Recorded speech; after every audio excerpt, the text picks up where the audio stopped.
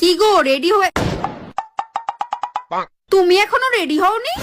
কেন, কোথায় যাবার আছে? আরে আমি তো তোমায় বলেছিলাম যে বাপের বাড়ি যাবো, যে তাড়াতাড়ি রেডি হয়ে যাও। দূর, আমার একদম ইচ্ছা করছে না যেতে, আমার ভালো লাগছে না। কি হয়েছে বলো তো আজকাল?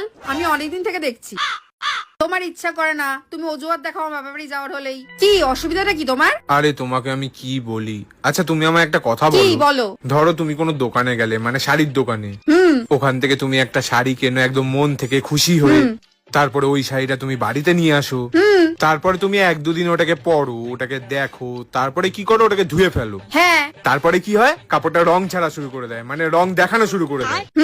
তার মানে কি হলো, বেসিক্যালি শাড়িটা খারাপ বেরিয়ে গেল। আচ্ছা এবার আমাকে এইটা বলো, তারপর কি তোমার আর ইচ্ছা করবে ওই দোকানে ফেরত যাওয়া?